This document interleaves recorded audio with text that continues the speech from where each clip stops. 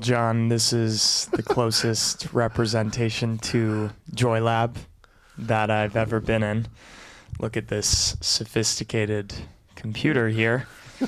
Welcome to Joy Lab, John. So over the last 3 days, you and I have been creating some epic virtual experiences, and we have been also debriefing Tony Robbins' facilitation techniques as well. And I'm just astounded by the diversity of experiences you have, leading gatherings, being a part of gatherings, but also coaching and different trainings you've done with NLP as an example. And yeah, I've just been soaking it in over the last 3 days. And I'd love for you to share, tell us a little bit about your facilitation experience and maybe some of the favorite events or gatherings you've been a part of. And you can just introduce yourself as well. It's a little bit like party scientist tiramisu, where you're just soaking up all the coffee, with all the. My name is John Chen. I'm the CEO for Engaging Virtual Meetings. This is my 25th year in business. Prior to the pandemic, I spent most of my time doing corporate team building using geocaching, right, a high-tech scavenger hunt to teach team and leadership skills. And pandemic hit, and that whole face-to-face business went away. But in 2011, I wrote a book called 50 Digital Team Building Games. And 2011, yeah, everybody, 2011, when we were all using Facebook Messenger, this man was meeting online. I still use Facebook Messenger. Oh, wait, that's my age. Okay, so so we put it there, but nobody would buy it beforehand. And then in the pandemic hit, I was able to take all that work and bring it back. And of course, became some of my most important work. So that's what we've been doing over these last 2 years. Yeah, here's book one that just came out. And actually right underneath it here, I'll help you out, we here in the lab, we have all the resources here. This is 50 digital team building games. Yeah, 2011, so was early on this trend on trying to make things happen. So in terms of facilitation experience, I want to go back. I'm one of 5 kids. And so you've met my sister now. You met some of my relatives, or some of my brothers and sisters, my siblings. And even though I'm the youngest, as I've gotten older, I've become the facilitator of the family. So that's one part, which is like when you have that many kids, you just got to facilitate all the time. But the second one really came around is when I asked the question, and the question was, I always knew I was supposed to do something, I just don't know what it is. Right? Does that sound familiar? Yeah. It's the ongoing discovery of our life purpose. Yeah, who do I want to be when I grow up, right? Yeah. So, and of course, everyone else answered like, I don't know, and me too. Like, I haven't decided. I don't know what it is either. And then one guy who, this is where the Robbins program comes up. I was in a Robbins program, and one guy who's an executive coach says, "Give me a weekend, and I'll tell you exactly what it is." Okay, so an intensive weekend of discovering geo-teaming, which was your geocaching scavenger hunt business. Is that right? Actually, it was originally called Playtime Incorporated, right? And it was meant to be like, it was fun. That's the Playtime. And the Incorporated says that it was still really, there's business value here. We're just like, not just being entertained. We're actually doing something of value. And so that was its original name. And it was about to create life-changing adventures. And so that's how I started to decide to do that. And that path led me to organizations like AEE, which is the Association of Experiential Education, which is basically the fancy name for learning by doing. And these are some of the top facilitators. If you've ever been to a ropes course, you probably met one of the people who was a member of this organization. And they're the ones who would take an experience and turn it into something transformational as opposed to just entertaining. And that's really where facilitation came into that. And they would do it with anything. Like they could do it with like 12 pipes or nails and a board or and that's what was really fun and fascinating, is that they would take common, ordinary, everyday objects and transform somebody's life with it. And I'm like, I want to learn how to do that. So the combination of being an Anthony Robbins, which teaches a lot of these life-changing skills, and the experience of like, here are like, I learned thousands of different kinds of experiences. That's where I draw from. And the best part about it for me too, again, we were watching Robbins. You can see Robbins is pretty direct about some of his stuff. That's not my personal style. What I'd rather do is let people have an experience and draw their own conclusion. And if they draw their own conclusion, I think it's much more better than me telling you, be better, as opposed to you come back from this going, oh, I just did this thing, right? And here's exactly what I think I need to do to be better.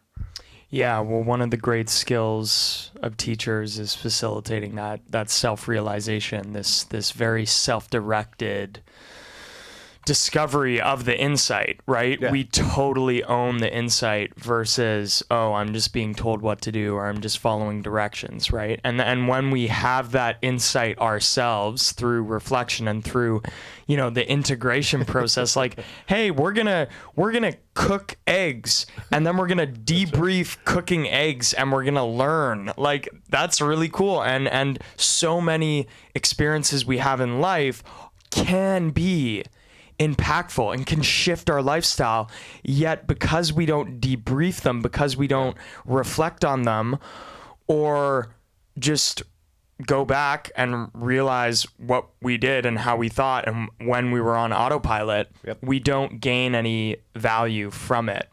But this idea of facilitating self-realization within the student, that leads them to own the insight and own the action plan as well, and just way more motivation to actually follow through. It kind of comes around. I know you just went to a meditation recently, and a lot of meditation and other pieces like that talk about awareness, right? Presence and awareness. And so you can take common, ordinary activities like this, and if you do them with this mindset of this facilitation, anything that you can do, right? Like making a bed. It's like you're here in Seattle, right? They took throwing fish and took it to the highest order, right? Do you want to explain what this group did? Because I've studied them. Yeah. So this is a fish group, and it turned out to be the #1 corporate video, and they turned selling fish into a system that said, you can take any business. In fact, the most boringest of boring business, let's say selling fish, right? And bring it to life and delight people. And so here in Seattle, in the fish market, in Pike Place Market, it's like one of the oldest markets that are around. They'll come out there and they interact with people. The thing is a show.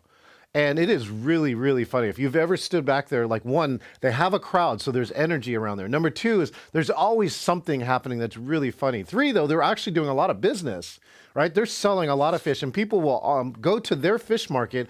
This other fish market right down a block for them has the exact same fish, sometimes for less money, and people won't go there. They'll go to this one because of the experience. And so things like this, you could go, and we do this on our scavenger hunt because we made a deal with them. Like, you go there and you say, I would like to catch a fish. So they'll take you behind the counter, right? And they'll take a 30-pound salmon, right? And they'll yell something like, salmon 30 pounds coming. And all the other people go, salmon 30 pound coming. And you're like this, going, oh my God, what's about to happen? They will throw you a 30-pound fish, right? And you got to try and catch it. And let me tell you, everyone will tell you it's wet, it's slimy, it's scaly, right?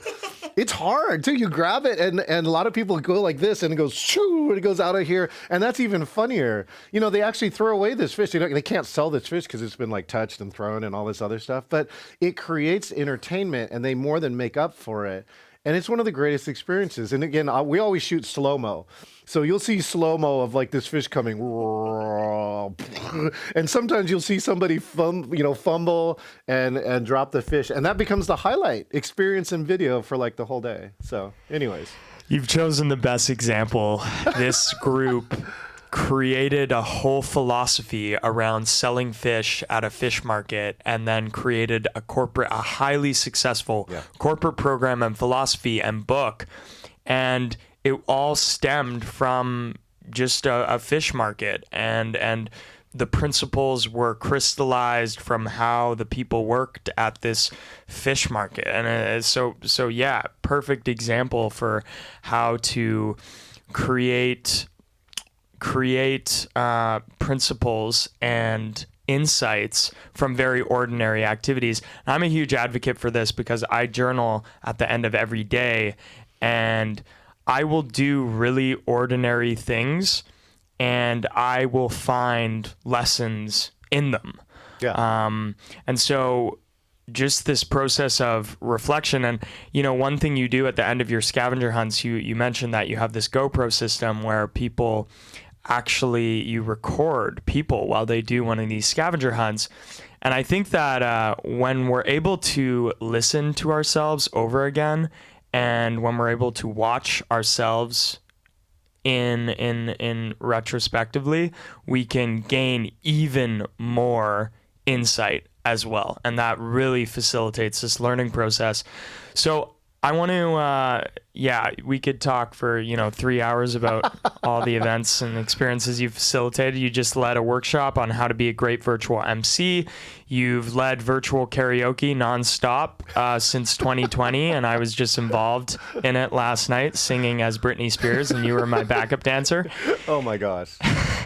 I want to jump into some questions about creating joy as a facilitator, and I have 4 questions. Okay. The first question I have pertains to groups. Yeah. And I'd love for you to share a tool or principle that you regularly apply to bring joy into a group environment. Joy.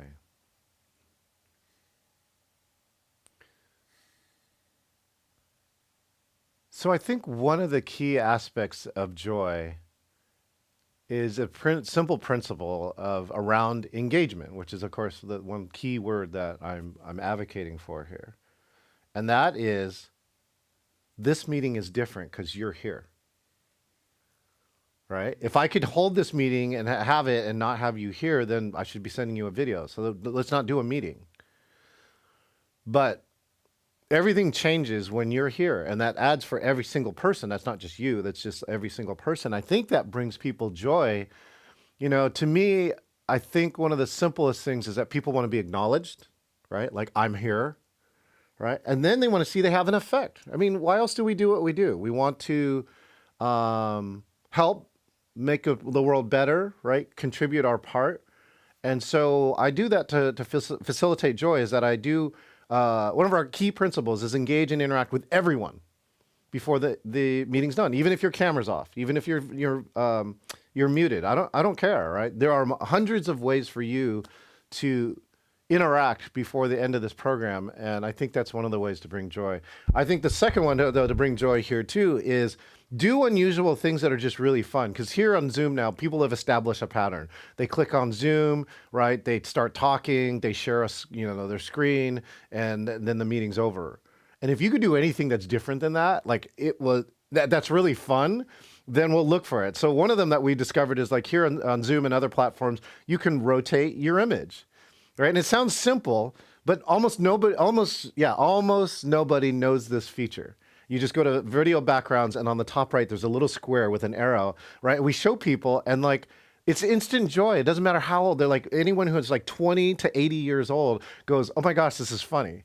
And again, like, I get my whole class to turn upside down, and then you wave your arms. And if you turn my video upside down, it looks like we're hanging upside down from our legs again. And then there's like this joy of a child.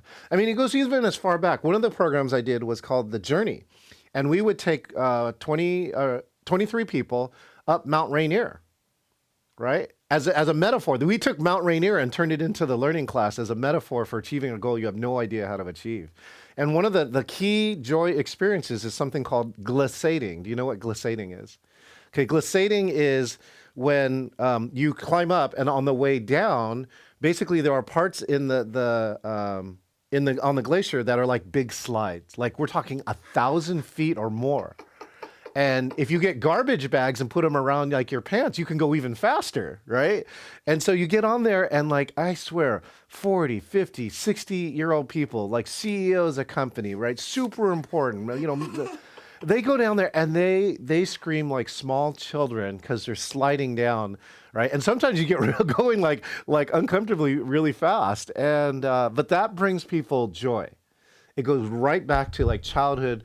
Why are there slides? Because we love that. We love like whatever that experience is of like, moving. So yeah, what's coming to mind is just how we don't need to just rely on the intellect for joy, for emotions. We can just leverage physical experiences, like elevating our heart rate, Yes. going down a slide, Yeah. climbing something.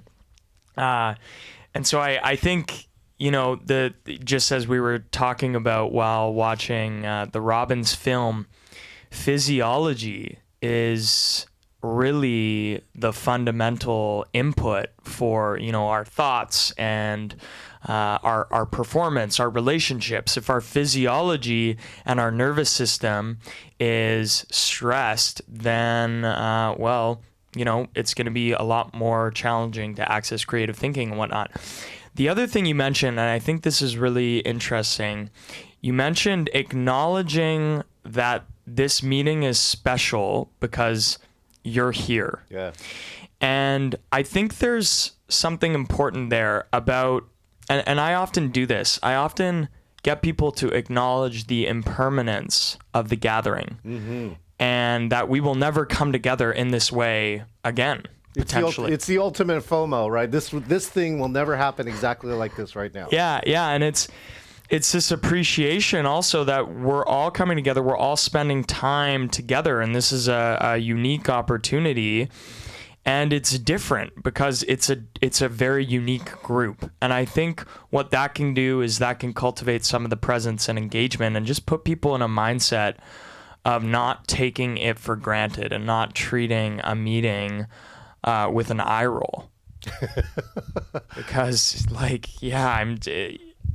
I was not, through COVID, I was just not impressed by too many virtual gatherings, especially. Certainly, I mean, I'm just thinking, is it easier to engage people virtually or in person?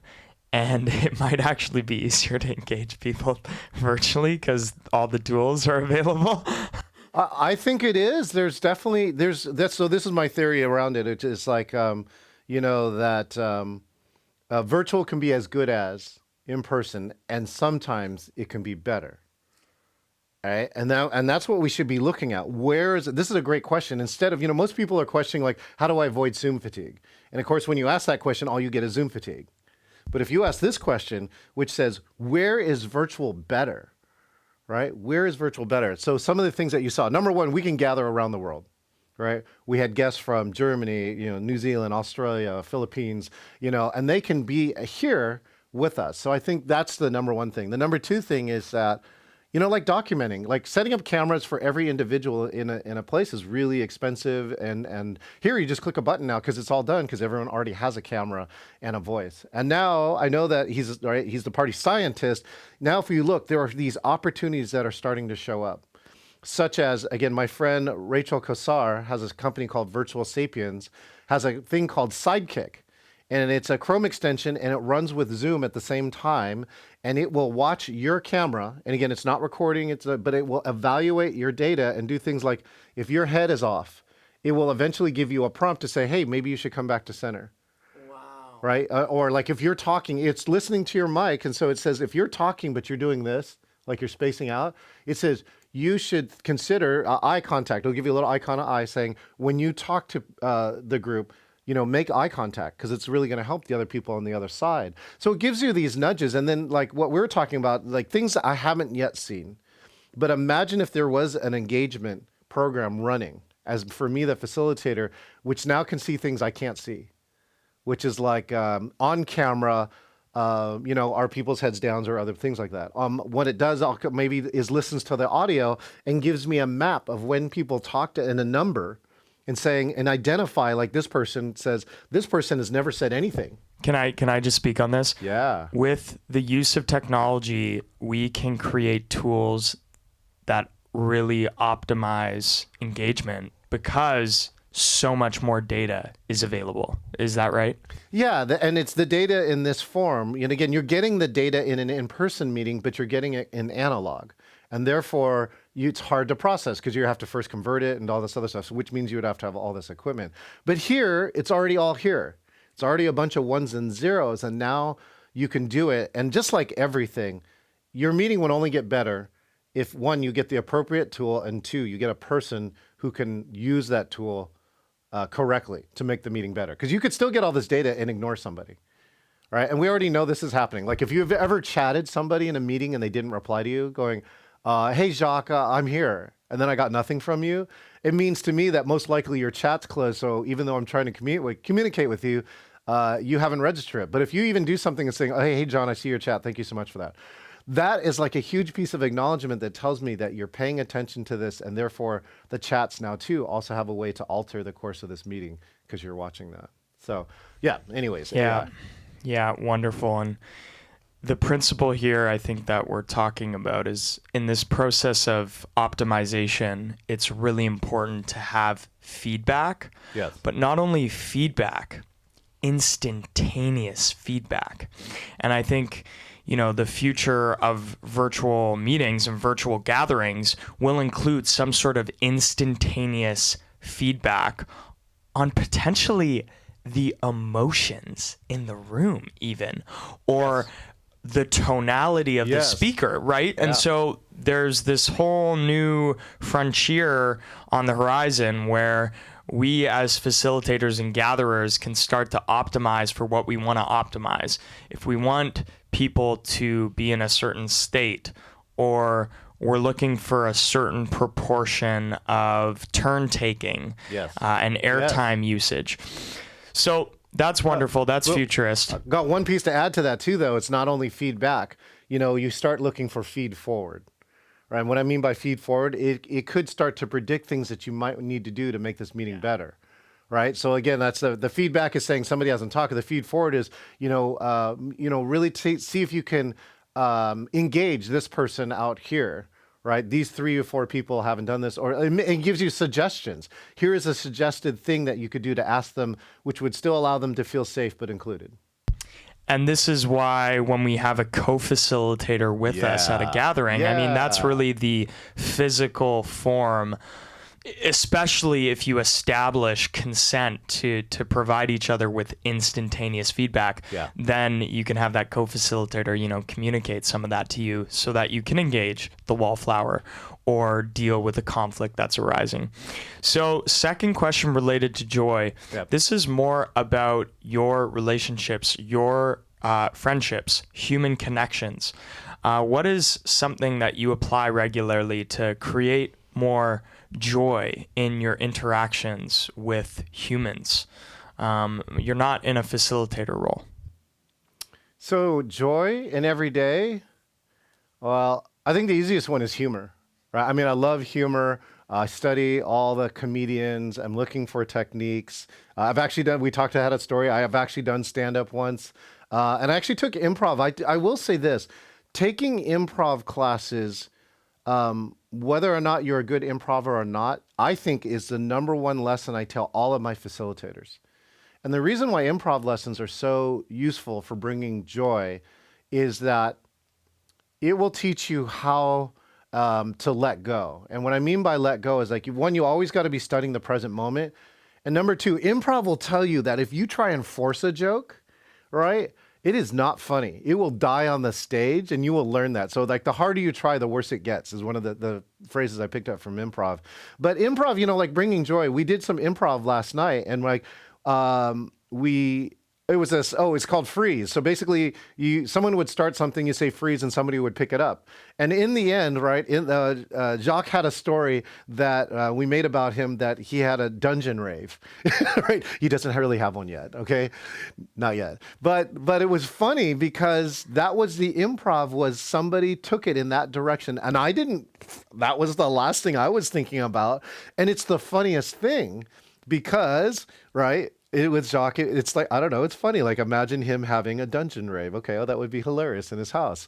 So anyway, so that's why I think, and everybody now, like this is the inside joke. We're still running the inside joke. Anybody who was in that moment, if you said dungeon rave, they would laugh. Like Maxi Pads is the other one, right? With another one of our speakers. Selling the passport is the other one. Oh yeah. Selling your passport for 2 million Canadian dollars. He was just making a joke about that. So all of those things, because they're funny, right? They continue to bring joy, and they use comedic principles, right? Comedic principles is the return or callback, which is you go back to something, but in a new context, and it's funny. And so, so I do that with joy. I think the other thing that I would do personally for joy is to just celebrate the other person. And sometimes, I end up finding that I have to celebrate people, especially when they start, quote unquote, beating themselves up or down, when they're just doing this like, oh, I'm not strong enough, I'm not good enough, I'm not beautiful enough. Right? And most of the time I have to start the joy right there and just tell them, number one, that's ridiculous. Number two, this person was on television, so they're amazing. Or number three, look at all the things that if you sit there and you acknowledge for them on the outside. And some people need this. Like, I'll personally need this. Sometimes I need people on the outside to acknowledge something. And it could be something that I know, but I take for granted. Oh, certainly, certainly. No, I coined the term for myself, toxic self-improvement. And it's this idea of continually being dissatisfied because you want to be better, right? Yeah. And so I used to do that a lot. And then I had someone in a retreat in Guatemala tell me that they see me as a rock star. And it totally changed my perception of myself after seeing that. See? I want to emphasize what you're getting at, because when someone's beating themselves up and expressing self-limiting beliefs, there's an opportunity to go into that and explore those beliefs and explore the logic or the illogic of those beliefs. And what's coming to me right now is the importance, like when we're in a good mood and when we have positive emotions, it almost can facilitate a deeper process of introspection versus if we're in a really sad, demoralized mood. Yeah. So when we have a good state, that process of facilitating someone's, critique of their own beliefs could be very generative.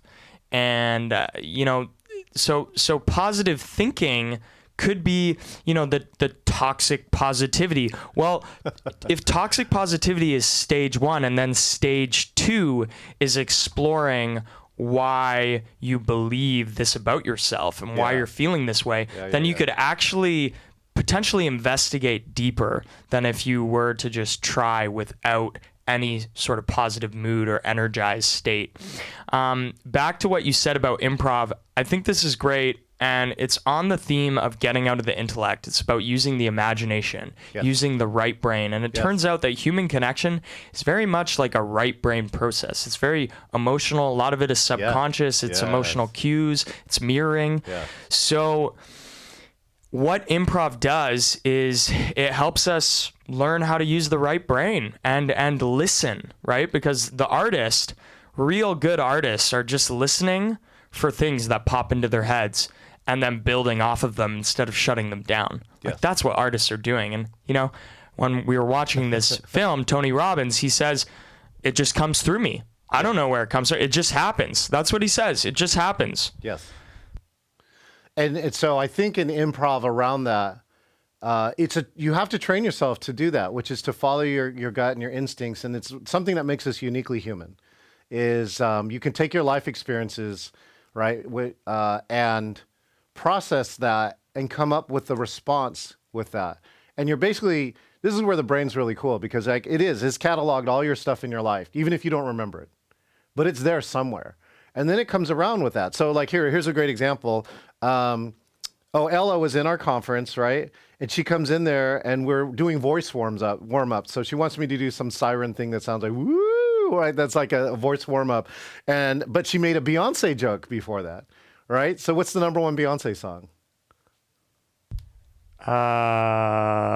Single Ladies. Yeah, Single Ladies. Yeah. So unbeknownst to her, because I have all this equipment, this is what the improv is telling me. She goes, oh, she wants me to do this siren thing, right? And I'm like, oh, okay, we're going to do this. It's going to be really funny. So I'm queuing up Single Ladies on my iPad, right? And then she goes, and she's still talking away on this thing, so she can't see that I'm doing it, right? And she goes, okay, John, are you ready? And I'm like, I'm ready. And then she goes, all right, do this voice drill.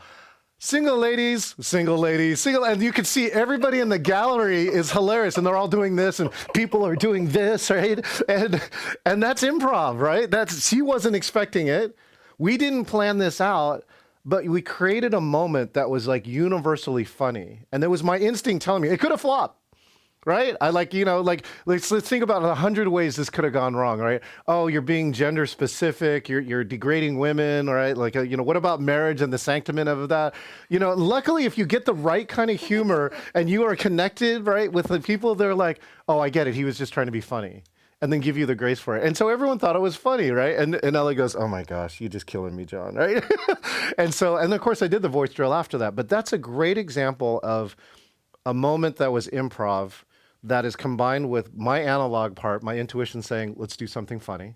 And the second part of it is saying the digital part.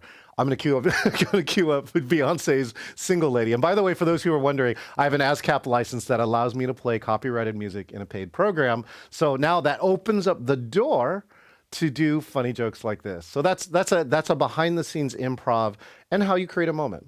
With a group. Yeah, no, I love it. It incorporates impersonation and incorporates music. It refers back to what someone said, right? I mean, likely the most impactful improv is it shows someone that we're paying attention to them, right? And so if we can surprise people with something that they mentioned or something that's really important to them, then it's just they feel seen and heard as well, and they're laughing. So I want to jump into the mind and body as our final two questions. And I first want to focus on cognition. And we talked a little bit about your studies of NLP when you were attending Tony Robbins events. And actually, you were a coach and you were a team lead for these events where people pay a lot of money. With cognition, is there a tool that you regularly use to prevent some of the mental suffering? Oh. This is a great question. This is what I call the dark side of empathy, right? And you have to be empathic and have empathy to help people, number one. And two, the danger is, ask anybody in the medical field or the mental health field, is sometimes we, as humans, to try and help other people, take on some of their stuff. And I think that, and I've had to have a lot of training. I mean, and you can't really, quote unquote, train for it. I mean, you have to have experiences with it, and you have to develop your own practices. And usually what happens too is you have a challenging experience, and you need to ask some other people who are really good at this. So, some of the things that you have to do is, this is like the self-care of helping others. And the self-care of helping others is that you got to help others, and you can't help them so much that it's to the detriment of yourself. Right? I mean, let's take parenting, right? Parenting, there are some people who detriment themselves to help their kids, right? Yeah, and I think a big piece of this is taking full responsibility for someone's health and well-being versus releasing that responsibility. Yeah, and so again, when we're helping people, I've had this part where I worked with somebody and they had a significant childhood trauma, right? It was pain and suffering of, like, I think, losing somebody. And I can feel it in my gut too. Like a lot of times when you're doing work, you will start to feel things that the client is feeling if you start to get connected with them, right? And that's good because now you can identify what it is. And at some point you have to protect yourself because you can't take it all on. If you take it all in, you're going to be in the same state they are. And usually this person that I was talking to was very sad, very depressed, right? And I can't help them if I get into that state, which goes right back to what we talked about. Like, if you're sad and depressed, you can't really change the world.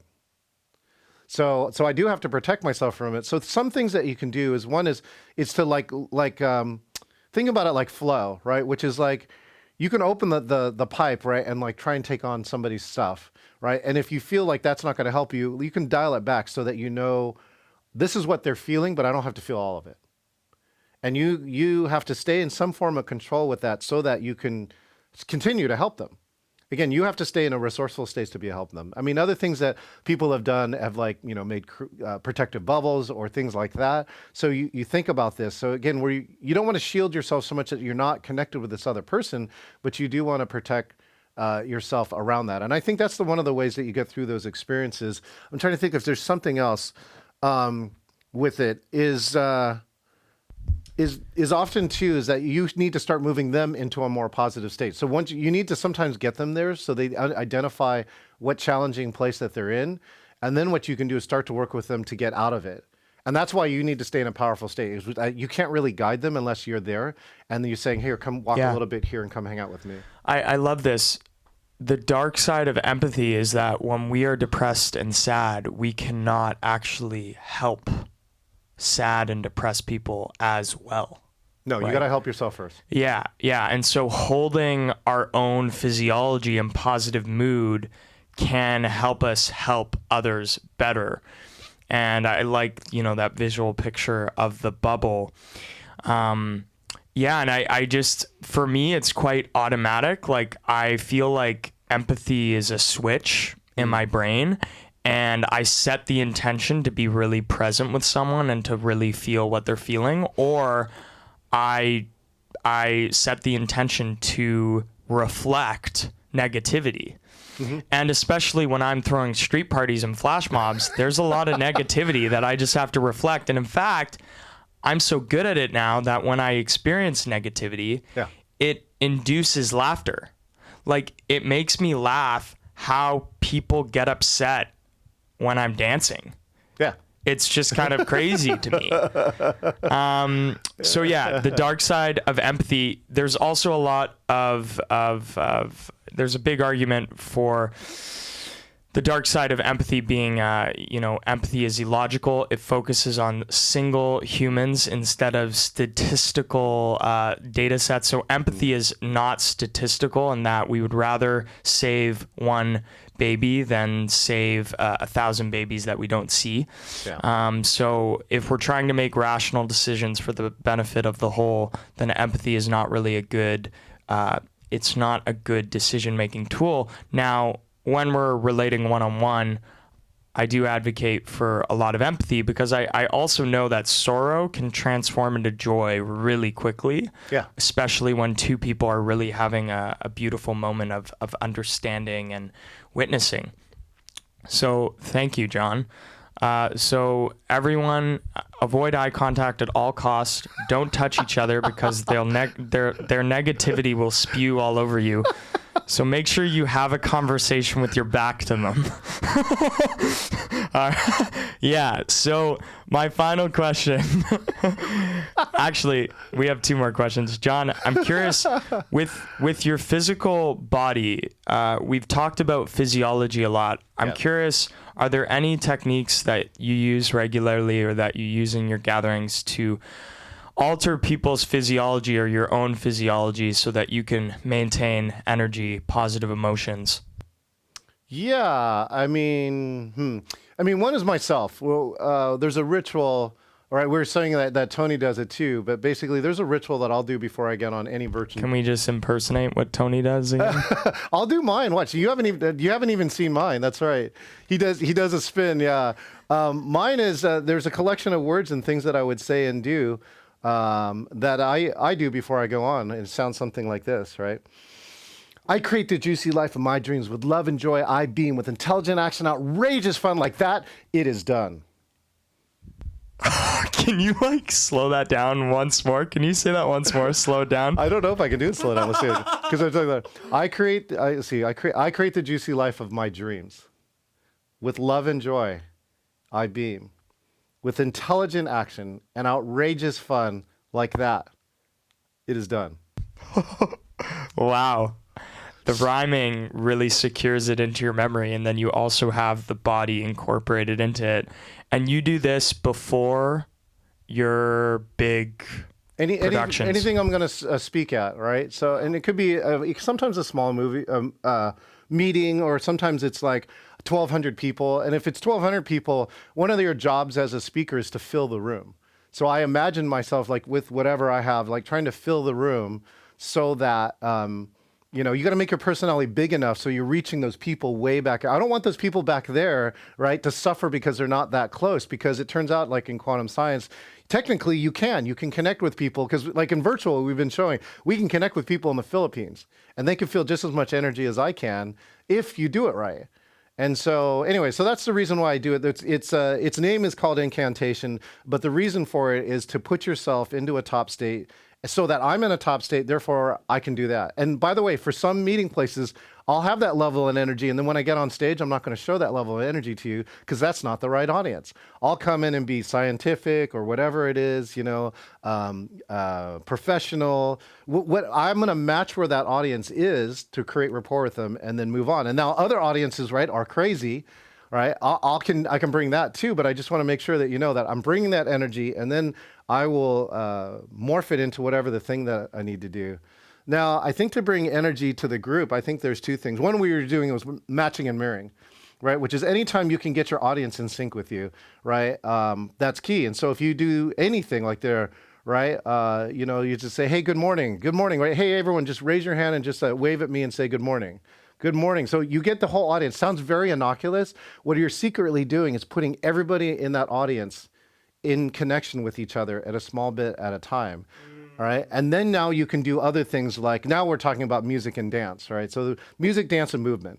So if you can get people to stand up, right? If you can actually get them to move around, if you can get them to, if you can use music. Again, I love in music, in a virtual meeting or even in a real meeting, you can play 5 notes of a popular song and it will change the state of the room. And that's why I think musicians are still so powerful and should be valued in our community.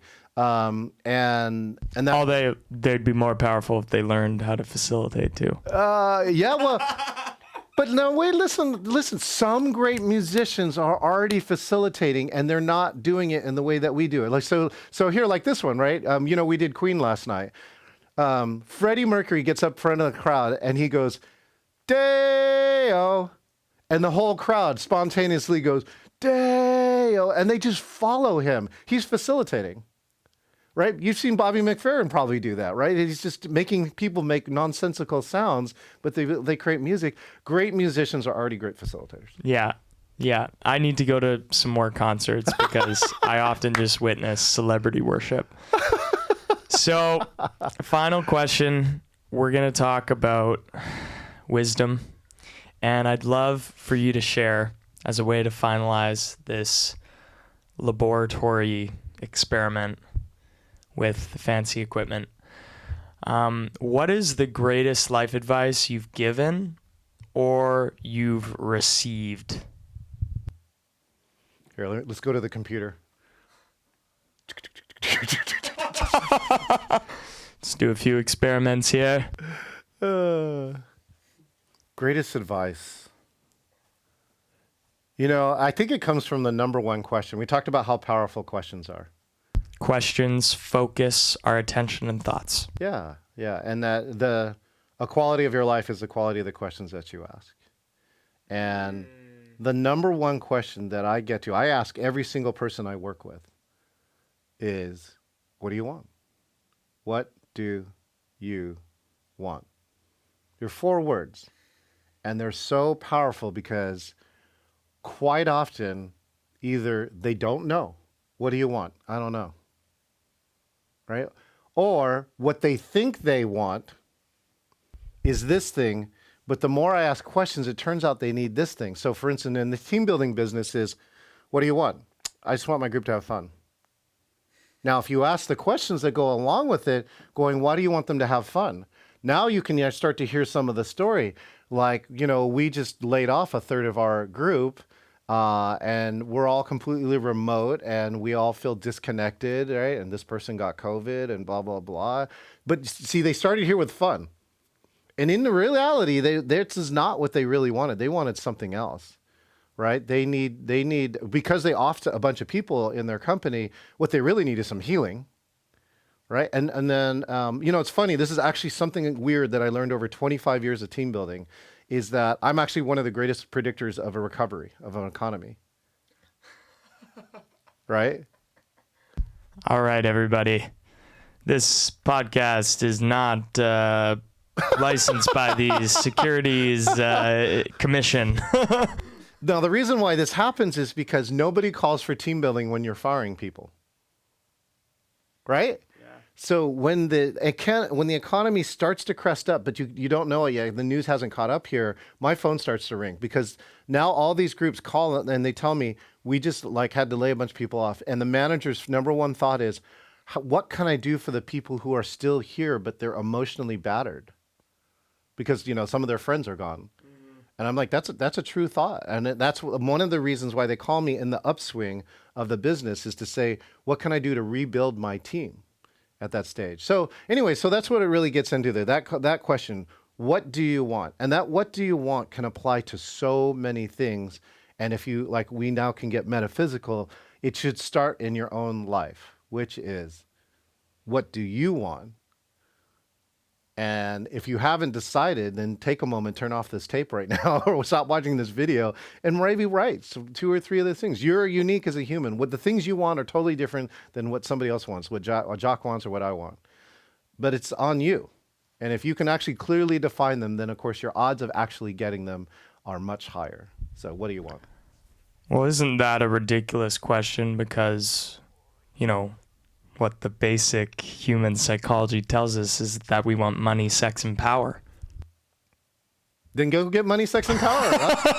That's fine. And be specific about it. How much money? $1 million. How much sex in which position? Right? And what kind of power do you want? Like deadlift 400 pounds or yeah. I don't know what it is.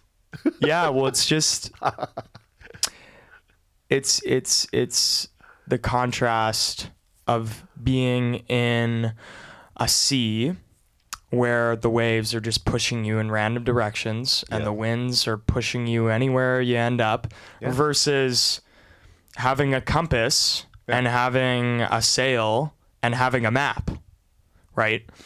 And so often we just don't pause. In the Robbins film we just watched, he says, often we don't take the time to design our lives. And so we're essentially in a rowboat in the middle of the sea, just getting pushed around because we don't have that life vision. And, one thing I recommend to all my friends is this life quotient quiz by Mind Valley. And the last category of life that it asks you about is your life vision. And one of the questions in that category is, do you have a specific plan for manifesting your life vision? And I'm like, hell no, I don't got a plan. I don't even know what my life vision is. Of course. And right? so I wrote it out, and now I feel clear. Like I know what I want to do, and I'm probably going to rewrite it soon. So nominating everyone listening to write a life vision, and also when asking yourself this question, what do you want? Ask 5 whys. Go to the depths. Don't stay on the surface. Don't talk about physical things. What do the physical things actually do for you? And this comes back to just what needs do we have as humans? And guess what? The greatest need that I think leads to the most fulfillment is feeling a sense of belonging. Yes. And feeling not only included and tolerated, but celebrated. There's a different stages of belonging. And the first stage of belonging is being seen and being heard and being acknowledged. And then over on the other side, there's admiration, there's celebration. And the community that I want to manifest in my life is a community where we mutually admire each other and see each other as powerful, autonomous, driven, change makers. Yeah. So last words for this episode. John Chen, you want to close it up? While this coronavirus has been tough for most of the world, I've actually really personally, to be honest, enjoyed the last 2 years, and here's why. While coronavirus decimated my original business of face-to-face team building, which I love, I found the purpose inside of this. And again, it was something that I've been working on for over 20 years, but the world wasn't ready for it, right? We've been trying to get people on virtual, and they were flat out were just like, well, no, you got to fly here. And now the world like caught up to this thing that I saw a long time ago. And to me, my life is better for it. And my life has this purpose that's even stronger than it was. Like in face-to-face team building, I have lots of competitors, there's lots of stuff. I don't know. And it's hard to stand out. Here in the virtual world, there's still very few pioneers around in here, and there's still lots of really bad virtual meetings. I mean, like horrible. And so I know that this is. I mean, I'd be happy to finish my set of life work inside of here, and knowing too. I didn't, throw away all this other stuff. All this facilitation and other things got me ready to apply it to this digital arena. And again, this is a place where me personally, my authenticity is better here. Because again, I trained with some of the top ropes course facilitators in the world, and that's where they thrived. They thrived in the analog in-person world, and many of them couldn't transfer. They didn't want to do technology because they didn't like it, right? But me, I'm already there, and so this is what's giving me purpose and has allowed me to experiment. And every day I wake up with excitement and wonder and looking for, what's a new way that we can create this, right? Some form of joy, in this virtual world. And so I just want to leave you with that sometimes the world's greatest tragedies and challenges are sometimes your pathway to your greatest growth and life. The obstacle is the way. Thank you, Dr. Chen. And I mentioned doctor because I think you do have a PhD in virtual meetings, or you should at least create the first PhD program. Congrats. Goodbye, everybody. See you from the lab.